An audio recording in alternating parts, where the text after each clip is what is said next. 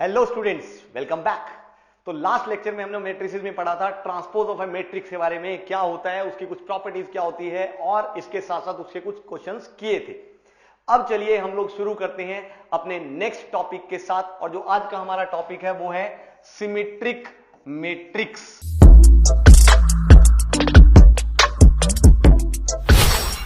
भाई एक symmetric matrix क्या होता है ये अब हमने समझना है। देखिए बड़ी सीधी सी बात है। A matrix P is said to be symmetric,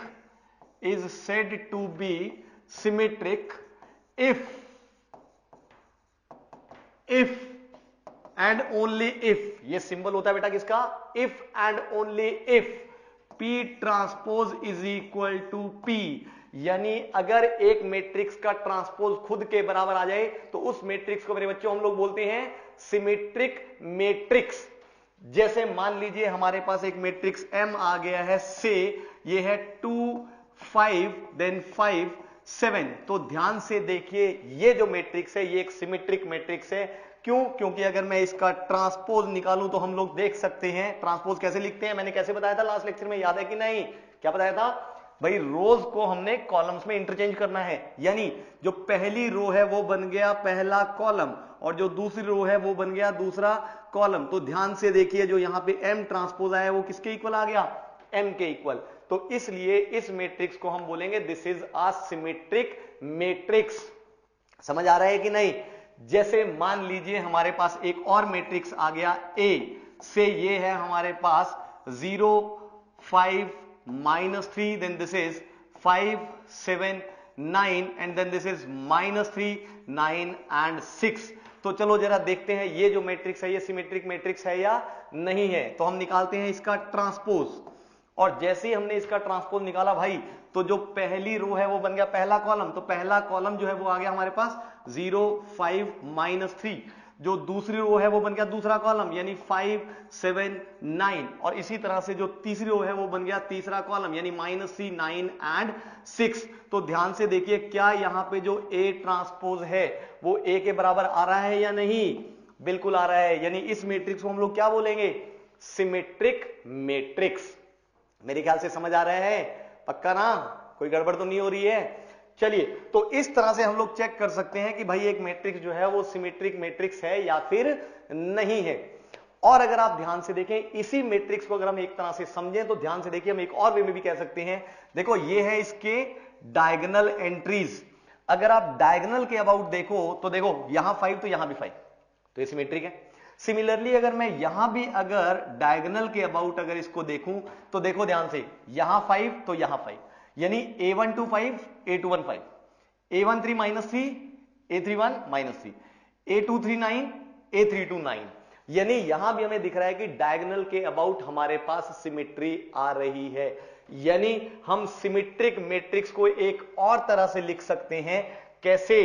कि अगर किसी भी एक मैट्रिक्स में Aij एलिमेंट किसके इक्वल हो जाए? Aj एलिमेंट के, तो भी हम उस मैट्रिक्स को क्या कह सकते हैं? Symmetric matrix. भाई सीधी सी बात है, नाम से ही पता लग रहा है क्या होनी चाहिए? सिमेट्री होनी चाहिए, और वो ये सिमेट्री इसमें है, इसलिए हम बोलेंगे इस मैट्रिक्स को एक सिमेट्रिक मैट्रिक्स। तो मेरे ख्याल से ये चीज आपको बड़े अच्छे से समझ आई होगी, है ना? तो अब चलिए हम इसको कुछ क्वेश्चंस में लगा के देखते हैं। तो ये है हमारे पास पहला क्वेश्चन। अब इसमें वो हमें कहता है कि भाई अगर हमारे पास A कोई भी एक मैट्रिक्स है, ऑफ कोर्स स्क्वायर मैट्रिक्स है, तो हमने चेक करना है कि क्या A + A transpose symmetric matrix होगा या नहीं होगा। तो जैसा कि हमने अभी भी सीखा था कि एक मैट्रिक्स P को हम लोग सिमेट्रिक बोलेंगे अगर P ट्रांसपोज किसके इक्वल है? P के। तो हमने ये डेफिनेशन लगा के मेरे बच्चों चेक करना है। तो देखिए हमने यहां पे कंसीडर किया A + A ट्रांसपोज का ट्रांसपोज, हमने यही चेक करना है ना कि क्या इसका ट्रांसपोज खुद के बराबर आ रहा है या नहीं। तो हमने इसका ट्रांसपोज कंसीडर कर लिया। अब ध्यान से देखिए हमने एक प्रॉपर्टी पढ़ी थी लास्ट क्लास में कि अगर हमारे पास X और Y दो मैट्रिसेस हैं और हमने इनके सम का ट्रांसपोज करना है तो ये किसके इक्वल होता है? याद कीजिए जरा, X transpose plus Y transpose, पहले का ट्रांसपोज प्लस दूसरे का ट्रांसपोज, पढ़ा था कि नहीं? तो बिल्कुल उसी प्रॉपर्टी का यूज करके हम यहां पे लिख सकते हैं पहले का ट्रांसपोज प्लस ऑफ कोर्स दूसरे का ट्रांसपोज, ये पढ़ा था। अब एक और प्रॉपर्टी हमने पढ़ी थी, अगर तुम ध्यान से देखो, कि अगर एक मैट्रिक्स एक्स है, हमने उसका ट्रांसपोज लिया और फिर से ट्रांसपोज ले लिया, तो आंसर क्या आ जाएगा? मैट्रिक्स एक्स इटसेल्फ, यही आता था। तो यहां भी अगर आप ध्यान से देखें तो ये as it is plus A transpose का ट्रांसपोज इज ए, यानी यहां पे हमें दिख रहा है ये आ गया ए ट्रांसपोज प्लस ए। और मैट्रिसेस में जैसा कि हमें पता है, जब दो मैट्रिसेस ऐड होते हैं तो भाई आप चाहे x प्लस वाई लिखें, चाहे आप y प्लस एक्स लिखें, ये वाली प्रॉपर्टी कम्यूटेटिवनेस याद आ रही है, पढ़ी थी हमने। तो यूजिंग दिस प्रॉपर्टी हम इसको क्या लिख सकते हैं? Is equal to A plus A transpose. यानी यहां पे मेरे बच्चों हम लोगों को दिख रहा है कि जब हमने इस मैट्रिक्स का ट्रांसपोज लिया तो आंसर ये खुद ही के इक्वल आ गया। देखो दिख रहा है कि नहीं? इसका मतलब is this matrix symmetric? The answer is of course yes. तो इस तरह से हम लोगों ने ये प्रूव कर दिया कि ये मैट्रिक्स एक सिमेट्रिक मैट्रिक्स है। चलिए अब हम चलते हैं नेक्स्ट क्वेश्चन पे। हाँ जी, तो ये आ गया नेक्स्ट क्वेश्चन। अब नेक्स्ट में अगर आप ध्यान दें, अगेन वो कहता है for a matrix A, of course again the square matrix, this time we have to check A into A transpose एक सिमेट्रिक मैट्रिक्स है या फिर नहीं है। तो अगेन जैसा हमने अभी भी देखा था कि अगर एक मैट्रिक्स P का ट्रांसपोज P के बराबर आ गया तो हम उसको सिमेट्रिक बोलेंगे। तो इसलिए अगेन हमने यहां पे क्या कंसीडर किया? हमने कंसीडर किया भाई A इंटू ए ट्रांसपोज का होल ट्रांसपोज। अब देखते हैं ये खुद के बराबर आता है या नहीं।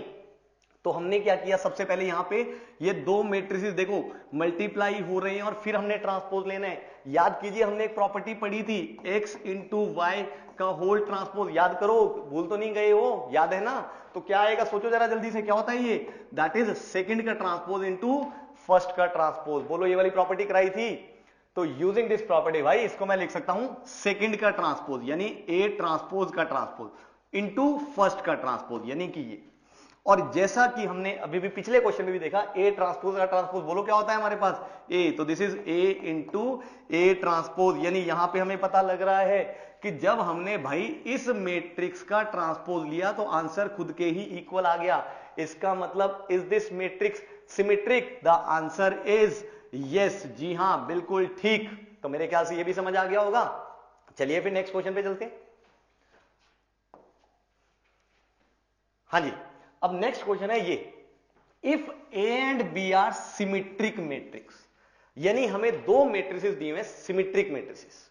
अब ध्यान से, मैथ्स में इंपॉर्टेंट चीज है बेटा कि हमें क्वेश्चन में से सॉल्यूशन निकालना होता है।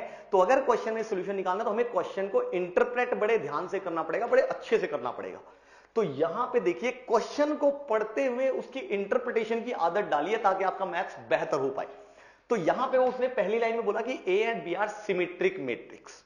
तो ये पढ़ते ही हमारे दिमाग में आ गया कि इसका मतलब यार हमें गिवन है कि A transpose is equal to A and B transpose is equal to B.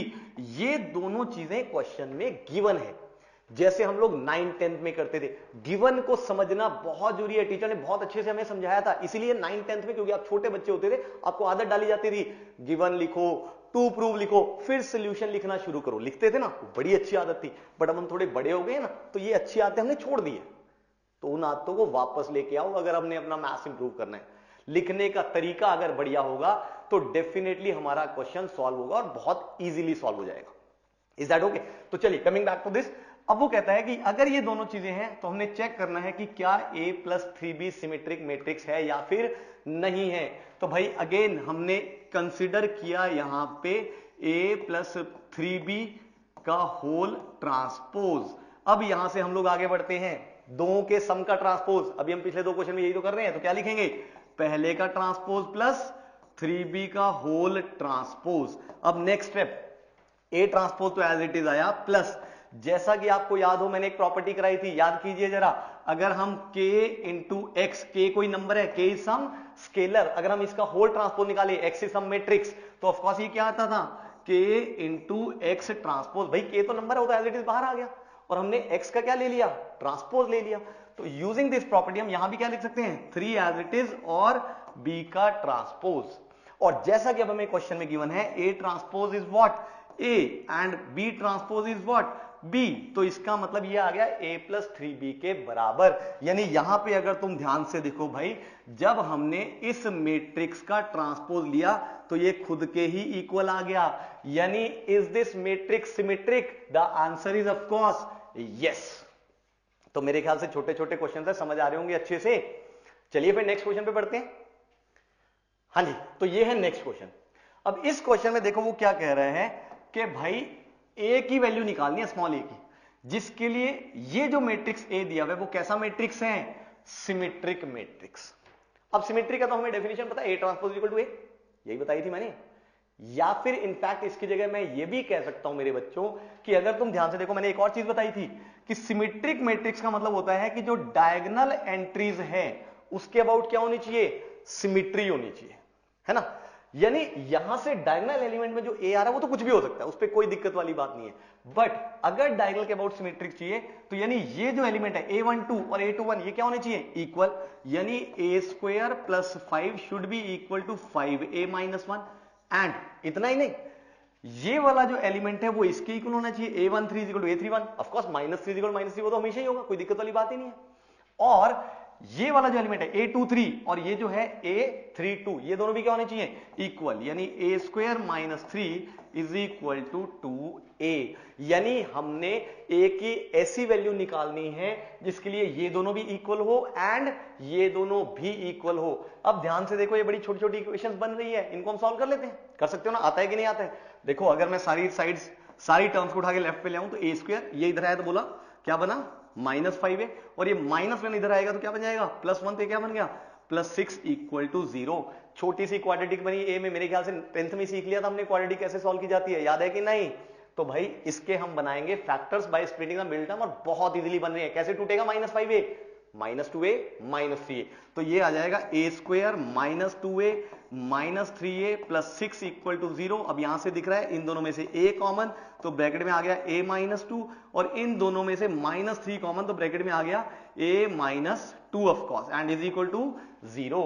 तो यहां से दिख रहा है a-2 भाई आया कॉमन इनटू, अब जब ये कॉमन चला गया तो यहां बचा a और ये कॉमन चला गया तो यहां बचा -3 इज इक्वल टू 0। इसका मतलब यहां से क्या आ गया मेरे बच्चों? जब इसको 0 किया तो a की वैल्यू 2 और जब इसको 0 किया तो a की वैल्यू क्या आ गई?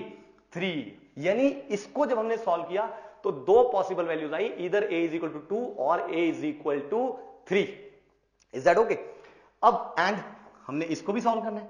इसमें भी दिख रहा है अगर मैं 2a को लेफ्ट पे ले आऊं तो ये भी एक छोटी सी क्वाड्रेटिक बन रही है कि नहीं? अब इसको भी हम सॉल्व कर सकते हैं by splitting the middle term, factorization करते हैं। अब बोलो इस बार मिडिल टर्म कैसे ब्रेक होएगी? That is -3a plus a में, ताकि इनका सम बन जाए -2a और प्रोडक्ट बन जाए -3। तो minus of course 3 is equal to 0। अब दिख रहा है इन दोनों में से क्या कॉमन आया भाई मेरे पास? a कॉमन तो a-3 और प्लस यहां से 1 कॉमन, तो this is a-3 is equal two of course 0। अब दिख रहा है यहां से कि a-3 बेटा ओवरऑल आया कॉमन, तो यहां पे क्या बचा? देखो ध्यान से, ये कॉमन गया तो यहां क्या बचा? a प्लस ये कॉमन गया तो यहां से क्या बचा? 1 इज इक्वल टू 0। यानी यहां से जब हमने इसको 0 किया तो a की वैल्यू क्या आ गई? 3 और यहां से इसको 0 किया तो a की वैल्यू क्या आ गई? -1। इसका मतलब यहां से हमें दिख रहा है जब इसको सॉल्व किया तो a की दो पॉसिबल वैल्यूज आई, फिर से एक आई 3 और दूसरी आई -1। अब सवाल ये उठता है कि हम आंसर क्या देंगे? देखिए हमारा था कि भाई ये भी इक्वल होने चाहिए एंड ये भी इक्वल होनी चाहिए, यानी a की ऐसी वैल्यू जो दोनों में क्या होनी चाहिए? कॉमन होनी चाहिए। दोनों इक्वल तो तभी होंगे ना।